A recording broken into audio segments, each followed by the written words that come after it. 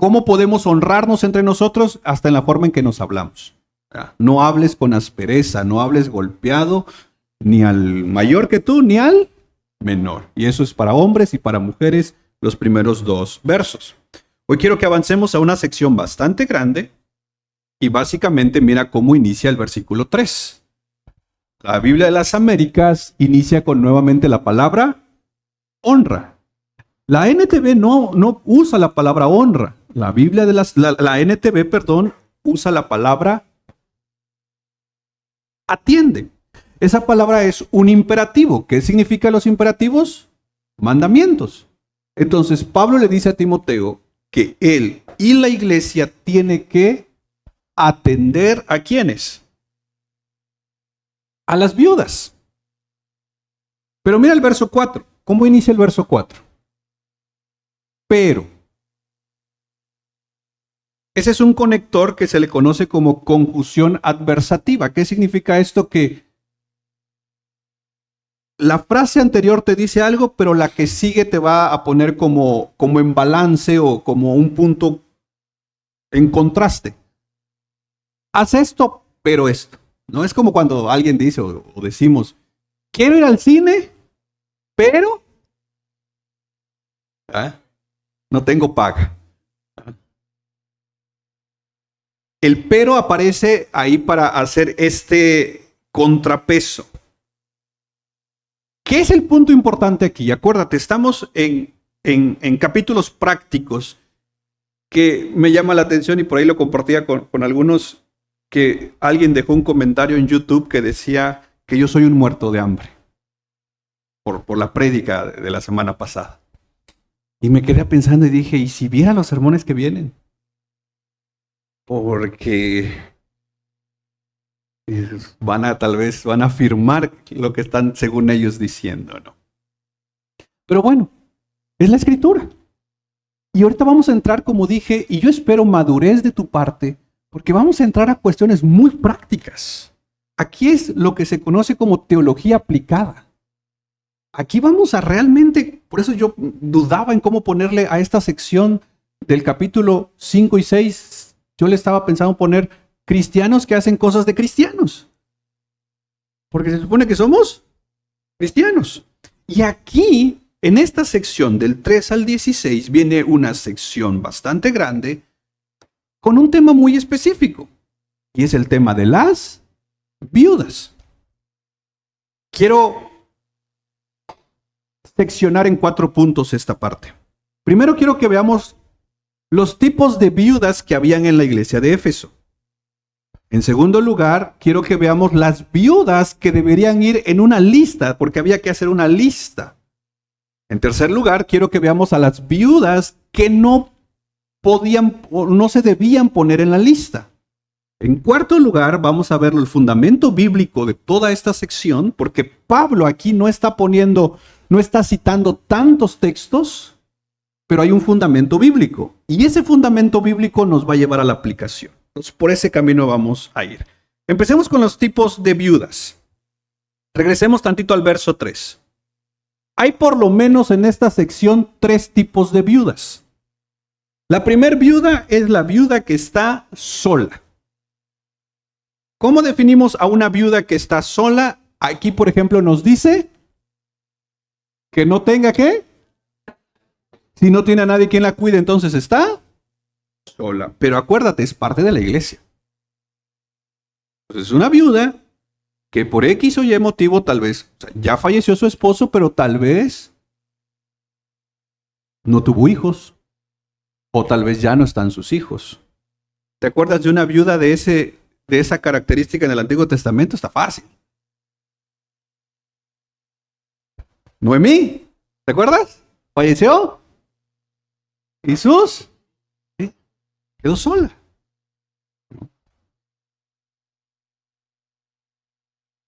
Mira el verso 5, otra característica de las viudas solas. El verso 5. Ahora bien, ¿qué dice? Verdadera viuda. Y luego mira qué dice. Una mujer, ¿qué dice? O sea, nuevamente. Para nosotros llegar a entender o a tener claro que una viuda está sola, si vamos a ayudarle, aquí se nos está diciendo que primero tenemos que confirmar algo. ¿Verdad? ¿Qué tenemos que confirmar? Que realmente está sola. No voy a hacer que le dejaron una herencia que tiene más paga que nosotros. Y ahorita vamos a ver por qué tiene que ver todos estos temas. Ojo aquí. Pero una mujer que realmente está sola dice, en este mundo, ¿qué hace una mujer realmente sola? Según aquí. ¿Ha puesto qué? ¿Y qué hace día y noche? Porque como no tiene a nadie, pero tiene a alguien. Por eso la NTV me gusta. No tiene a nadie en este mundo, refiriéndose a líneas familiares directas. Pero vaya, por así decirlo, es una viuda sola que no está sola. ¿A quién tiene? A Dios. Y Dios no la va a dejar. Pero ¿sabes cómo Dios la va a ayudar? No va a aparecer el maná como en el Antiguo Testamento.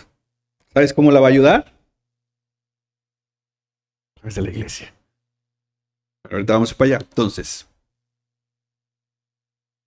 primer tipo de viuda son las viudas que están completamente solas. Pablo dice, hónralas. Pero hay otro tipo de viudas. Verso 4. Estas viudas se entiende en el verso 4 que tienen hijos y posiblemente nietos. O nietos, ¿no? Puede ser también, hay casos como esos, ¿no? La primer responsabilidad de ellos, ¿quiénes son ellos?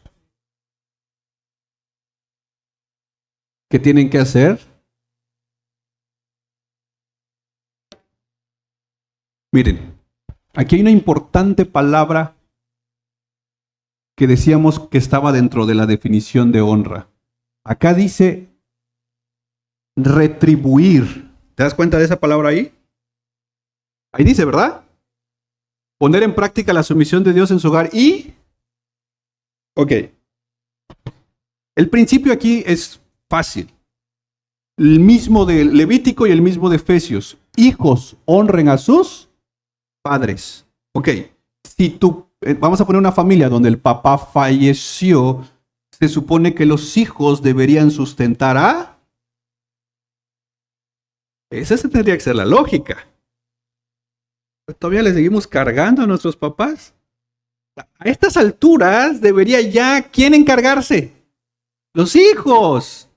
Y mira el elemento aquí importante que Pablo usa, bueno, en la traducción de la NTV, retribuir.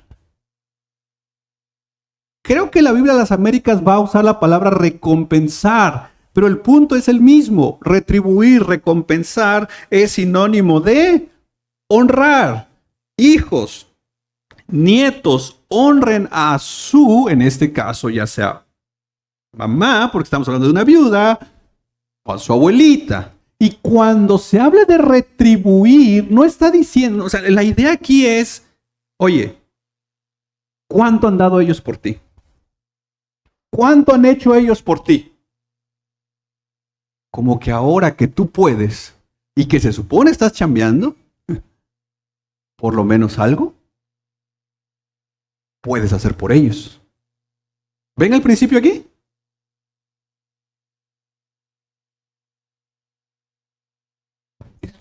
Pero mi mamá fue mala, pero mi papá fue malo. Pero Dios no. ¿Y quien te lo está pidiendo quién es? Dios. ¿Nunca han visto de repente estas escenas cuando fallece la mamá o el papá y ahí están, o estamos llorando en el ataúd y queremos el mejor ataúd, las mejores flores, el mejor mariachi, la mejor funeraria, el mejor terreno? ¿Y cuando estaban vivos? Ni los visitábamos. Puro peleando. Hay quienes no se hablan con sus papás. No, hermanos. No se honra un ataúd, se honra en vida. ¿Un ataúd para qué? Se honra vida. Tenemos la oportunidad. Y este es el principio aquí. Si la viuda tiene hijos, tiene nietos, se esperaría que estos hijos y nietos, dice, su primera responsabilidad de ellos es ¿qué? ¿Poner en qué? Poner en práctica el Evangelio. ¿Qué pasa cuando una familia no honra, en este caso a su mamá, por el contexto de una viuda? Mira el verso 8. Si alguien se niega a cuidar a sus familiares, aquí ya no solo habla de la viuda, especialmente, ¿qué dice? Entonces, si alguien se pone en el plan de decir, no, dice, ¿por qué tengo que honrar a mis papás? No. Dice que hemos, ¿qué cosa? Está duro esto, hermano. Porque aquí en el culto puedo cantar, hacer un montón de cosas. Es más, puedo hacer hasta obras de visitar a hospitales, de ir a una casa, hogar. Bueno, puedo hacer bastantes cosas. Y en mi casa, entonces mira las frases que usa aquí Pablo. Dice, hemos negado la fe verdadera, porque la fe verdadera va a producir actos de fe. ¿Te acuerdas que Santiago ya habla también de esto cuando él dice, muéstrame tu fe sin tus obras y yo te mostraré mi fe? Y luego dice esta última frase, ¿somos qué? Porque por lo menos el incrédulo se acuerda de su mamá, por ejemplo. ¿Cuándo se acuerda el incrédulo de su mamá? ¿Y el cristiano? No, dice, esa fecha no es de Dios. Sacamos nuestros argumentos teológicos, ¿no? Ese es calendario gregoriano del mundo. Yo no celebro el 10 de mayo. Está bien. Pero honra a tu mamá. ¿No? ¿Me explico o no? Porque para buscar salida. Entonces, ¿será que nos ganan los incrédulos? No. No creo.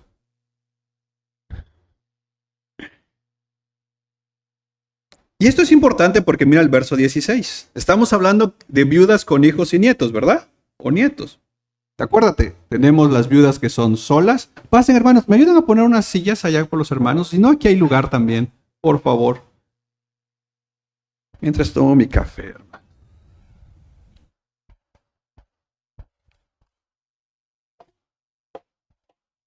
Recuerden, a ver, pongamos atención. Recuerden, tenemos viudas que están solas, pero ahora tenemos viudas que tienen hijos o nietos. Mira el verso 16. Esto es importante. Si una mujer creyente tiene ¿qué? Que son viudas, ahora ya le está hablando a la familia. ¿Qué debe hacer un creyente que su mamá es viuda? ¿Debe qué? Y mira aquí. ¿Qué dice? No hay amor en la iglesia, dice. Pues que empiece amor por ti hacia tu mamá.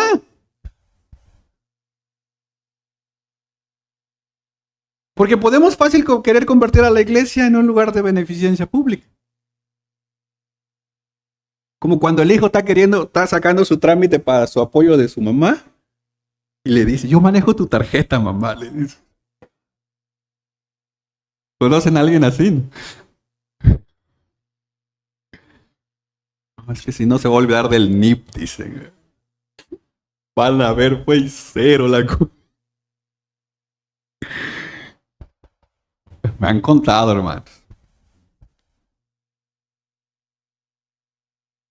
La iglesia, si podemos, miren, ojo, y ahorita vamos a ir allá en su momento, pero esto es entender una forma organizada de poder servirnos, en este caso a las viudas. Dice, veamos qué viuda está completamente sola para poder apoyar. Pero también vamos a tener estos casos donde hay viudas que pueden ser sustentadas por su familia, cuidadas por su familia, porque se esperaría que eso pasara. Ahí la iglesia, dice, no sería responsable de estas viudas para que entonces la iglesia pueda atender ¿a quiénes? A las que están solas. Pero hay un tercer tipo de viudas. Verso 6.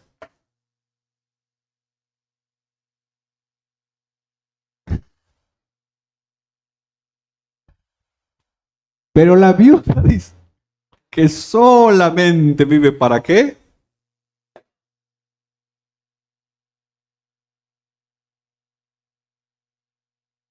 Recordemos que en esta congregación de Éfeso habían falsos maestros, apóstatas. Y una de las cosas que Pablo quiere traer a Timoteo, o quiere que Timoteo haga, o por qué deja a Timoteo en Éfeso, es poner orden. Y entonces quiero que nos posicionemos un momento en la iglesia de Éfeso. En la iglesia de Éfeso habían entonces por lo menos 3 tipos de viudas. Las viudas que estaban completamente, las viudas que tenían a sus, pero también había otro tipo de viudas que solamente estaban viviendo para sus. Ahorita vamos a profundizar en esto, pero habían 3 tipos de viudas, por lo menos en la congregación de Éfeso. Entonces, Pablo le dice a Timoteo, Timoteo, necesito que me organices eso. Porque si se supone que la iglesia está dando recursos para ayudar, necesito que seamos sabios en el uso de los recursos. ¿Por qué? Porque es dinero de Dios. No nada más es de ir a repartir la paga y ya, y decir, estamos ayudando. No, tenemos que ser sabios en saber cómo ayudar. Y mira el verso 7. ¿Qué dice el verso 7?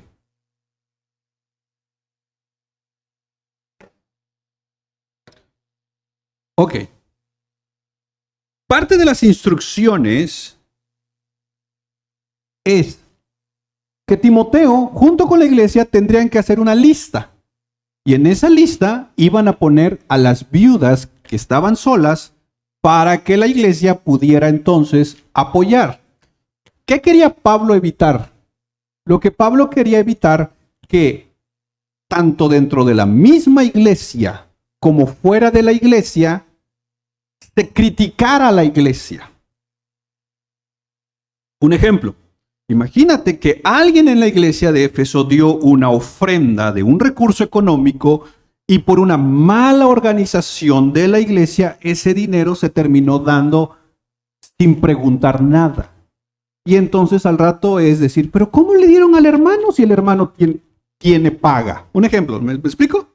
Pero ¿cómo le dieron a la hermana si dice que es viuda y tiene pues sus hijos? Entonces, para evitar levantar un montón de críticas, Pablo le dice a Timoteo, Timoteo, necesito que me organices esto. Esto es ministerio práctico. Por eso les digo, esto es teología práctica, esto ya es eclesiología práctica. Necesito que me organices bien esto, Timoteo, porque tenemos que evitar malos testimonios. Puede ser que sí, porque si dijéramos, hermanos, fíjense que nos llegó una ofrenda de 50,000 pesos para las viudas. Por favor, todas las que son viudas pasen porque les vamos a dar su ofrendita. No, eso está mal. Timoteo le dice, primero necesito que me hagas una lista de las viudas que están realmente solas. Porque también te vas a topar, le dice básicamente, con otras viudas. ¿Puedes poner tantito en la Biblia de las Américas este verso? Ordena también qué dice. Estas cosas. Para que den buen testimonio. Que seamos una congregación que también sabe manejar sus finanzas que están destinadas para ayudar. Entonces, Timoteo, necesito que hagas una lista. ¿Qué viudas tienen que ir en la lista? Dices, las que están solas, ok, pero necesitamos ser más específico. Entonces, ya vimos los tipos de viudas, ¿verdad? Viudas solas, viudas con, y las viudas que no tienen nada que hacer. Ahora vayamos a las viudas que tienen que ir en la lista. Verso 9. Puedes poner ahí está la lista que les decía. Puedes poner tanto en la NTV. Creo que explica un poquito. Ahí está, gracias.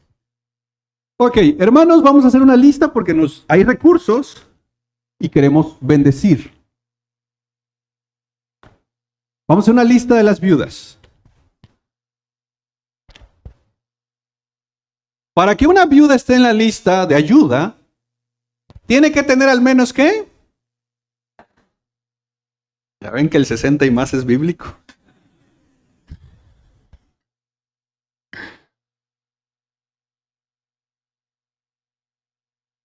Ok. Ya hay un primer requisito. ¿Cuántos años tiene que tener por lo menos? Ok, pero no solo la edad. ¿Qué es lo segundo que le pide? Eso significa, o cómo podríamos traducir esa última frase. Que la viuda tenga por lo menos 60 años. ¿Cómo podemos traducir la última frase? Haberle sido fiel a su marido. Podríamos tal vez traducirla como que tenga un buen testimonio.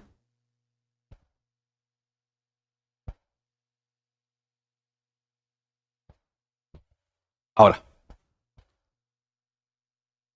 vamos a poner este ejemplo. ¿Qué pasa vamos a pensar, una mujer que se casa, su marido fallece, pero era una viuda que queda sola muy joven, se vuelve a casar y su segundo marido fallece. ¿Qué pasa con ella? Está salada. Algo hay ahí. No, pero puede pasar un caso así. Pensemos que se queda sola, llega a los 60 años. ¿La ponemos en la lista o no? Ya tuvo 2 esposos. Hermanos. Rebosa la misericordia del corazón. Hermanos, el punto aquí es, cuando dice que tuvo que haberle sido fiel a su marido, es al marido cuando tuvo su esposo. En casos como esos, si se volvió a casar, también que le haya sido fiel a su esposo. O sea, aquí habla de fidelidad, ¿no? Y aquí se va a desprender un tema bastante complejo que no es el momento para hablarlo, pero en su momento lo vamos a hablar. El punto aquí es que sea una mujer con un buen. Ahora, acuérdate de esto. Acuérdate tantito del versículo 5. ¿Puedes poner tantito el versículo 5? Si está realmente sola, mira su buen testimonio. Es una mujer que tiene su esperanza en. Y es una mujer que tiene un buen testimonio, que día y noche, ¿qué hace? Es una mujer de Dios. ¿Verdad? Ok. Tan así, mira el verso 10.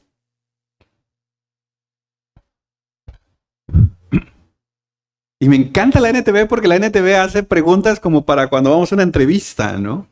Vamos a ver si la vamos a anotar en la lista o no. Ok. Debe ser alguien que se haya, ¿qué dice? Pero ¿cómo se gana el respeto según aquí? No. Por el bien. O sea, la hermana, así que la plebe la respeta.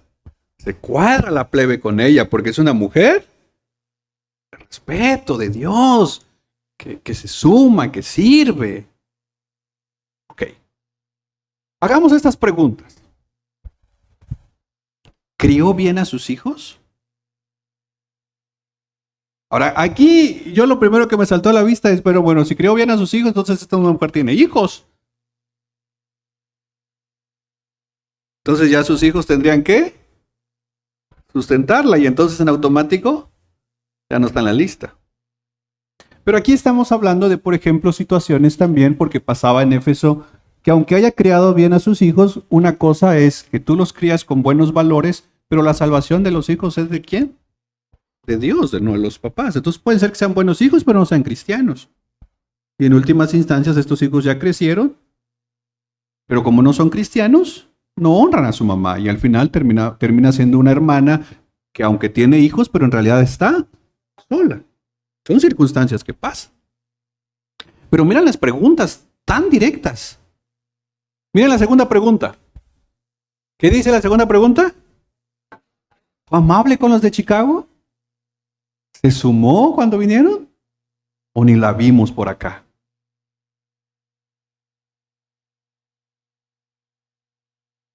Ah, ¿verdad?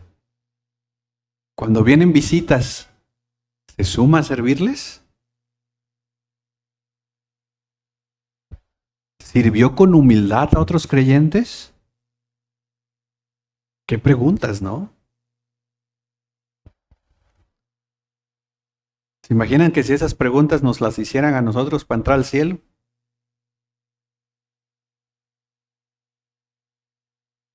Miren la tercera pregunta, ¿qué dice?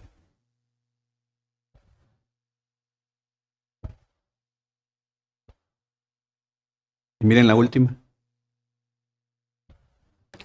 Siempre. ¿Te das cuenta?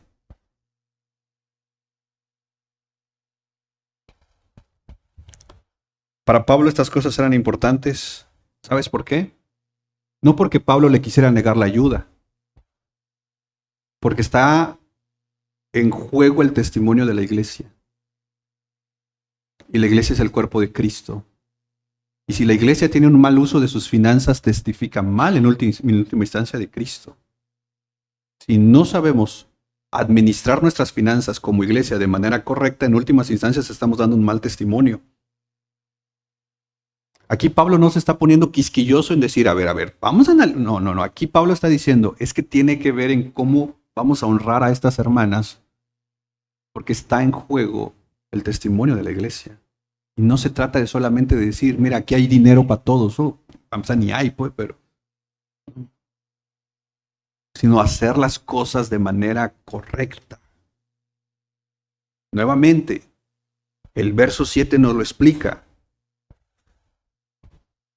Mira el verso 7 que dice, para que nadie quede expuesto a la crítica.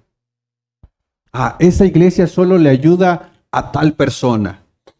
Miren, hermanos, no me acuerdo exactamente el año, pero yo soy de Motocintla, ustedes lo saben, perdimos la casa en un huracán, no logramos llegar al refugio, nos tuvimos que ir a una montaña a vivir, y cuando llegaban despensas, bajábamos y ya no alcanzábamos.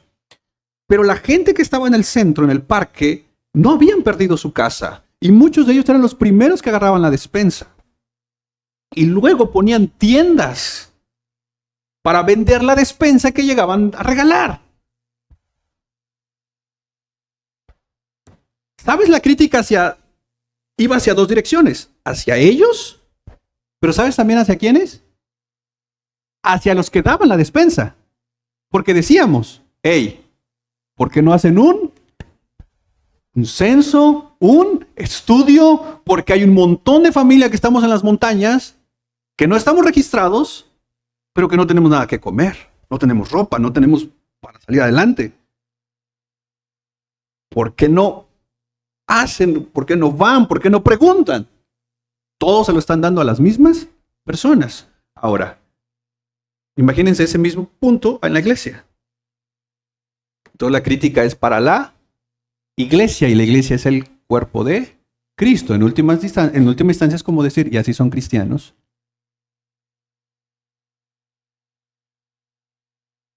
Ahora vayamos a las viudas que no deben ir en la lista. Ya dijimos, la que debe ir en la lista debe básicamente dos cosas. 60 años y buen testimonio. Ok. Veamos las viudas que no deben ir en la lista. Verso 11. ¿Las viudas qué? Más jóvenes. No deberían estar. ¿Cuál es la razón de por qué estas mujeres no deberían estar en la lista? Aquí hay una. Porque sus deseos ¿qué? Podrán más que su. ¿Y entonces qué van a querer en algún momento? Entonces en última instancia, ¿qué mejor? casen. Verso 12. De esa manera, ¿serían qué? Ok. Esto ha generado mucha confusión, pero el punto es como muy claro en el contexto de Éfeso. Se supone que muchas mujeres, o algunas mujeres, sobre todo estas viudas jóvenes, cuando fallecía su esposo por X situación, en medio del dolor, lo que muchas de estas mujeres hacían era como decirle a Dios: Señor, te voy a servir. Y, y pues como el dolor estaba reciente, algunas de ellas prometían a Dios no volverse a casar.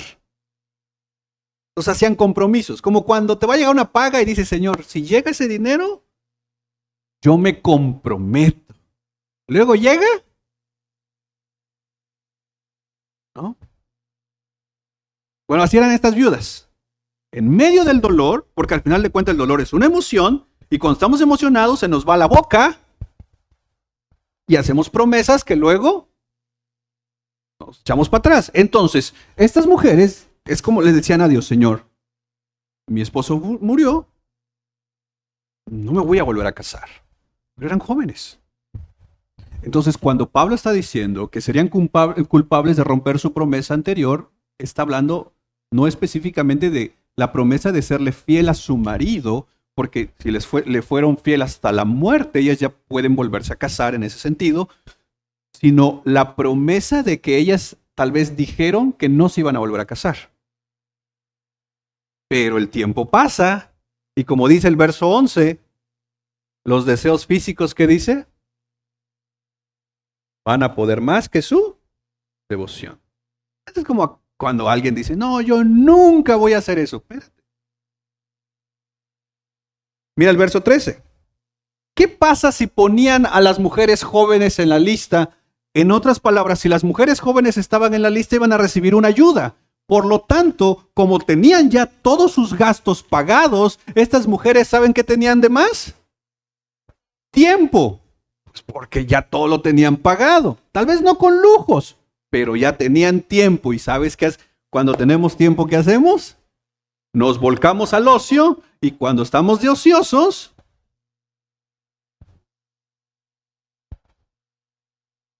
mira lo que dice.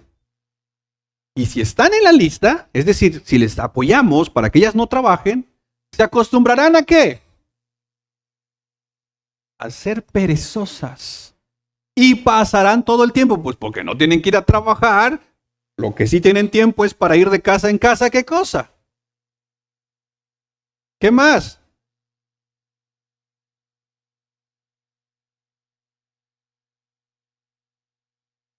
Hermanos,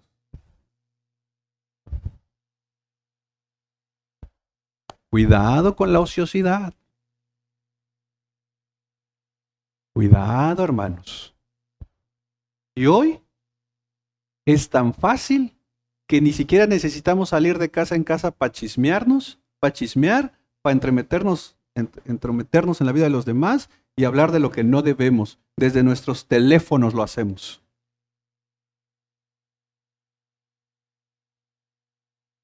¿Verdad?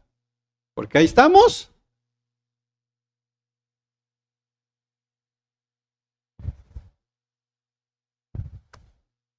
Y nos andamos metiendo en la vida de, ¿ya viste? Y hablando de lo que no. No se ocupa ser viuda joven para andar haciendo estas cosas. Pero bueno, estamos hablando de las viudas. Por esta razón a la viuda joven no había que meterla a la lista, sino que: hey, estás joven, ponte a chambear. Tan así, mira el verso 14. ¿Cuál es el consejo? Así que yo aconsejo a estas viudas jóvenes que cuide, que tengan hijos y qué. Machista, Pablo. Pero bueno.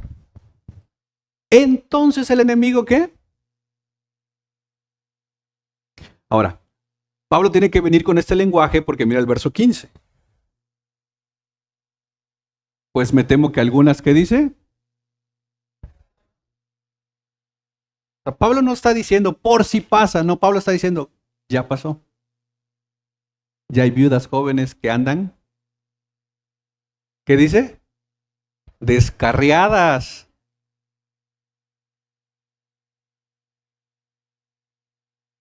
Y imagínate, si no podemos ordenar una lista para saber cómo vamos a apoyar, le estamos dando más paga a las. ¿Y sería para su bien? Le estamos haciendo un mal. Y entonces la iglesia deja de ser de bendición. Oye, pero lo necesita. Sí, lo necesita, pero puede hacer algo. Tal vez la forma en que podemos ayudarla va a ser de otra forma. No necesariamente decirle, mira, ya quedó tu transferencia.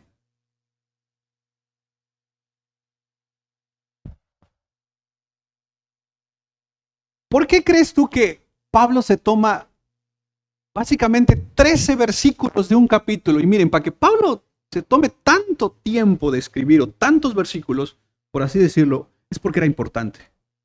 Y esto es tan importante por una sola razón. Porque la iglesia es llamada a hacer misericordia.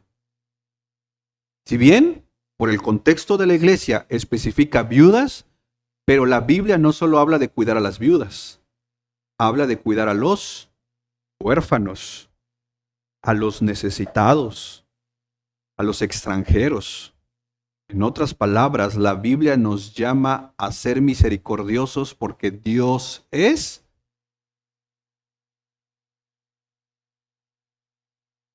La iglesia una de las cosas en las cuales deberíamos estar ocupados es en estar haciendo misericordia. Es algo que deberíamos de constantemente estar trabajando, haciendo misericordia. Mira, déjame darte unas razones bíblicas. Voy rápido para que no busquemos tantas citas, pero si me ayudas con Malaquías 3:5, pero mira, ¿por qué como iglesia tenemos que hacer esto? Salmo 68:5 dice, Dios es padre de huérfanos y defensor de viudas. ¿Y cómo las va a defender? ¿Cómo los va a cuidar? A través de. En el Antiguo Testamento se dejaron instrucciones claras sobre disponer recursos, comida para las viudas, necesitados y extranjeros. ¿Te acuerdas lo que hizo Booz con Ruth? Que iba dejando trigo. Según Jeremías capítulo 7 del verso 4 al 7, Dios bendice a quien ayuda a los necesitados. Eso lo veíamos con el tema de hospitalidad. Es que no tengo nada que darle. Pues como no soy hospitalario, por eso no tengo nada que darle. Pero si lo que hoy tengo puedo abrir mi casa para ser hospitalario, te aseguro que Dios te va a dar más. Y no quiero sonar a prosperidad, pero hermanos, son principios de, hey, Dios ya vio tu corazón, que tienes un corazón para ayudar, para servir. ¿Qué crees que va a hacer Dios? Te va a dar más. Pero sí, Santiago, lo vimos hace 2 miércoles. Si solo, ¿por qué Dios no me da? ¿Te acuerdas? Porque solo pido para mis placeres. Pero sí, y esto lo vamos a ver el miércoles, ojalá puedas venir. Si empiezo a alinear mis deseos con el de Dios, te aseguro que Dios nos va a bendecir porque somos prestos para bendecir. Y esto es lo que Jeremías dice. Pero mira Malaquías. En este día yo los pondré a juicio. Estoy, ¿qué dice Dios? ¿Ansioso de qué? ¿De bendecir? No, de dar testimonio contra todos los hechiceros, los adúlteros y los mentirosos. Declararé en contra de ¿quiénes?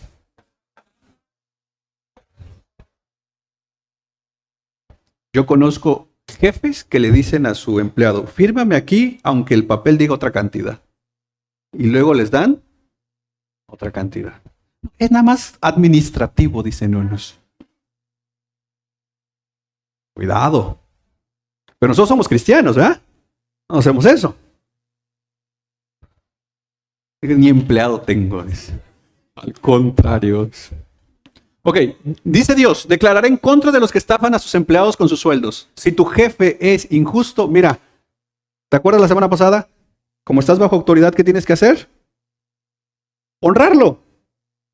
Pero es injusto. Déjaselo en las manos de... Tengo varios en la lista que se los quiero entregar. Ok, avancemos. Declarará en contra de los que estafan a sus empleados con sus sueldos, pero también dice que declarará en contra de los que oprimen a quienes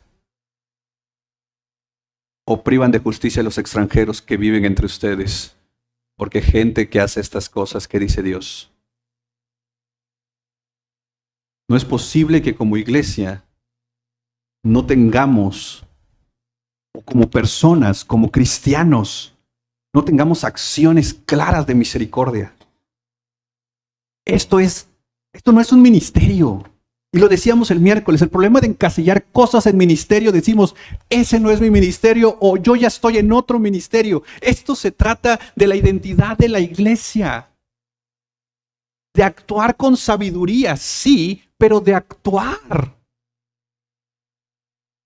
Y miren, vuelvo a repetir, hay una frase que dice, si no van tus pasos, es una de las frases que más nos motivan a la desobediencia.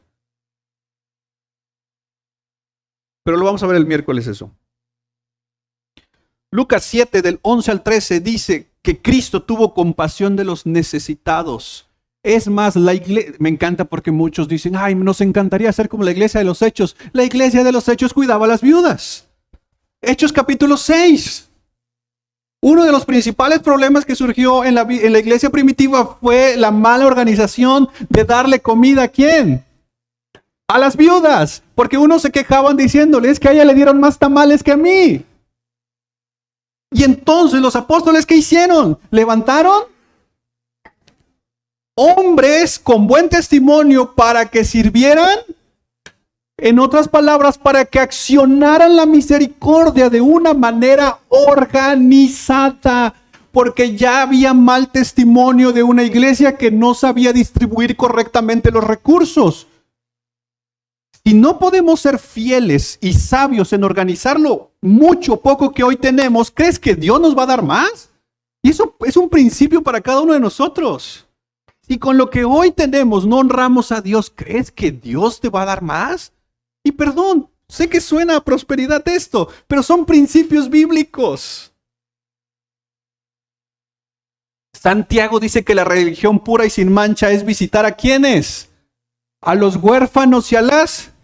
Dices, yo no soy religioso. Ojalá fuéramos religiosos, como dice Santiago.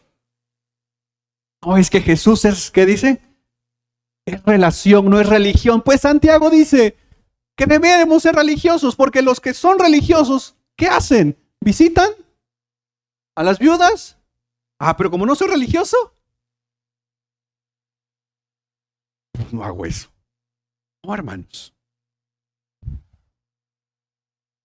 Entonces, date cuenta de esto, y con esto quiero concluir. Date cuenta de esto. El principio del cuidado de viudas, huérfanos, necesitados, extranjeros, atraviesa desde el Antiguo Testamento hasta el Nuevo. Aquí tenemos Timoteo. Entonces no es un principio que se quedó en el Antiguo Testamento. Es un principio atemporal. En teología pactual, estos son los principios que atraviesan, transpactual le llaman los teólogos. Son principios que atraviesan los pactos. Si eres dispensacionalista, sería transdispensacional. No importa la dispensación que estés, el principio es el mismo. Haz misericordia, ayuda al necesitado. Empieza con identificar a los necesitados de la iglesia. ¿Sabes por qué? Porque cuando hacemos eso mostramos el carácter de Dios. Porque Dios es misericordioso. ¿Ha tenido misericordia de ti Dios? ¿Y qué es lo que Dios quiere entonces que hagamos? ¿Que tengamos? Misericordia. Pero cuidado con ver estos versos y decir, está padre, pero pues aquí no hay ni una viuda o que cumpla esos requisitos. Entonces esto no es para nosotros como Iglesia Reformados 42. No. Es para nosotros. Porque el principio que aunque está ejemplificado con viudas por el contexto de Éfeso, el principio es el mismo: misericordia. Cambia la palabra viudas por huérfanos, cambia la palabra viudas por necesitados, cambia la palabra viudas por enfermos, cambia la palabra viudas por lo que tú quieras, y tenemos mucha chamba que hacer. Déjame hacerte esta advertencia, porque no quiero que caigamos al otro extremo de la justicia social. Cuidado. No somos llamados, miren, hasta subió el volumen. No somos llamados a acabar con el hambre en el mundo. Dios no nos mandó a eso. Pero eso no significa que no podamos proveer un plato de comida a alguien. Cuidado con los extremos. Vaya, ni Jesús vino a acabar con todo el hambre, ni Jesús vino a acabar con toda la enfermedad. Lo decíamos el miércoles, ese momento específico, cuando la mujer aquella, ¿te acuerdas que derramó un perfume? Lo veíamos, a los que vinieron el miércoles, ¿te acuerdas? Me acuerdo por la alabanza, dicen. ¿Qué perfume dijimos que derramó? ¿Un qué? Porque era muy fino. ¿Cuál es el perfume más fino que tú conoces? Avon, decían algunos, ¿no? Está bien. Natura. Lo derrama. ¿Y la plebe qué dice? ¿Te acuerdas? ¿Qué dice la plebe?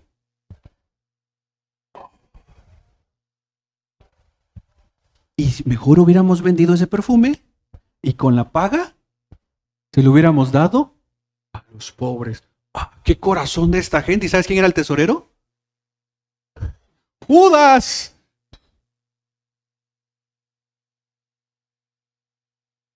¿Sí o no sonaba bien la idea de ellos? ¿Sí o no? Porque alguien puede venir a esta iglesia y decir, ¡ay, climas! Teles.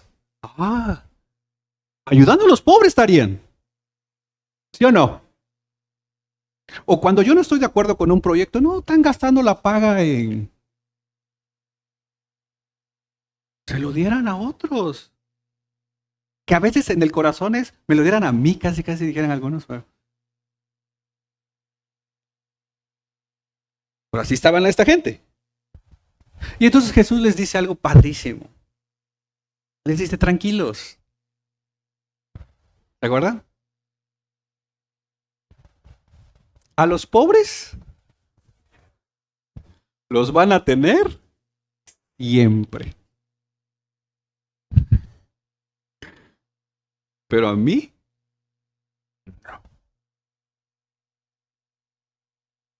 ¿Todavía hay pobres? Ponta la lista. Hay viudas, hay huérfanos, hay necesitados, enfermos. La pregunta es, ¿qué estamos haciendo?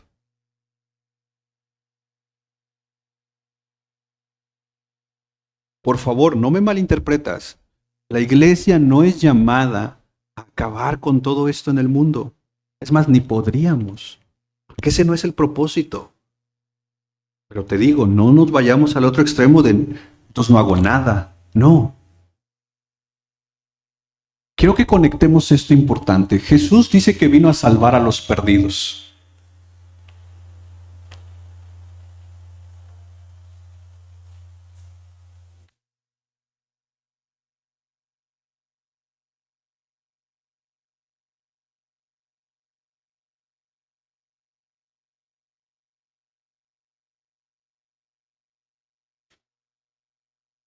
No somos carismáticos, pero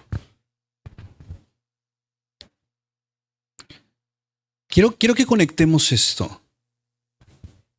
Jesús vino a traer salvación, pero al menos en su ministerio, Él conectó con las personas a través de puntos de misericordia. Al final, Jesús lo tenía claro. Vengo a salvar al perdido. Pero nuevamente, Él no se quedó en el templo, Él no se quedó en un punto de decir, vengo a salvar a los perdidos, ojalá vengan el próximo domingo.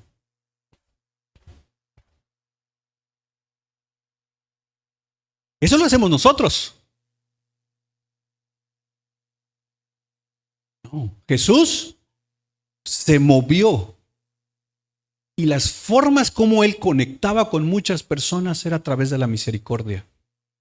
Era sanando a los enfermos, era ayudando al necesitado, era yendo con el necesitado, era caminando, era yendo. Entonces, mis hermanos, estos versículos nos llaman a ser una iglesia que practique la misericordia. 2, que el nada, poco o mucho recurso que pudiéramos tener, que seamos sabios en cómo vamos a administrar los recursos, en cómo vamos a administrar el dinero.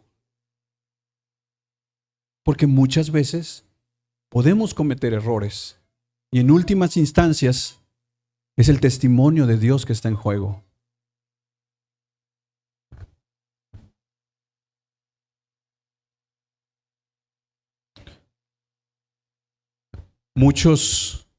Concluyo con esto, muchos misioneros cuando llegan a un lugar no llegan predicando el evangelio, llegan haciendo obras de misericordia.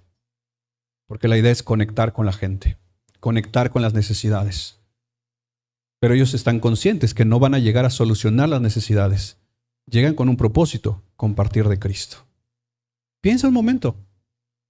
Este año que está iniciando, que ya vamos, o en esta semana que está por iniciar, ¿cuánto de tus ingresos puedes destinar para una obra de misericordia? No te estoy diciendo que el próximo domingo traigas dinero. Vamos a hacer una cajita y vamos a llenar de cajitas acá, porque luego no, el bote para las misiones, el bote para la misericordia, el bote para no sé qué, el bote y bote. Y al final traíamos 10 pesos de ofrenda y entonces damos un peso. No. Es que ese es el problema. Cuando reducimos todo a una actividad, a un ministerio, siempre y cuando el ministerio haga algo, si puedo me sumo. Pero si el ministerio de misericordia solo fue una vez al albergue en el año, ¿qué hacemos todo el demás tiempo que nos queda?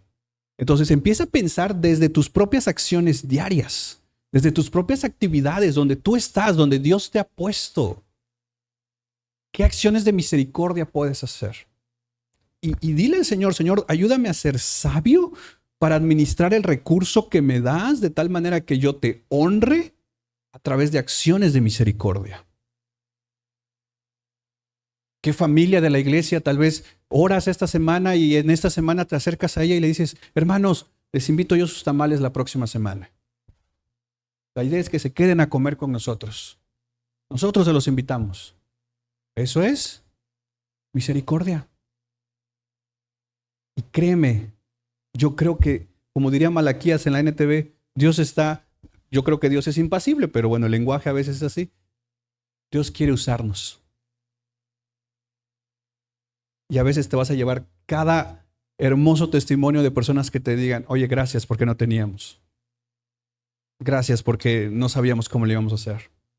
Gracias porque esto, aquello y lo otro. Gracias porque fuiste un instrumento en las manos de Dios. Que Dios nos dé un corazón de misericordia, hermanos. Y que nos dé sabiduría con lo que tenemos. Dices, pero nada más me quedan 50 pesos. Creo que podemos hacer algo con 50 pesos. Su pozol a alguien le puedes invitar.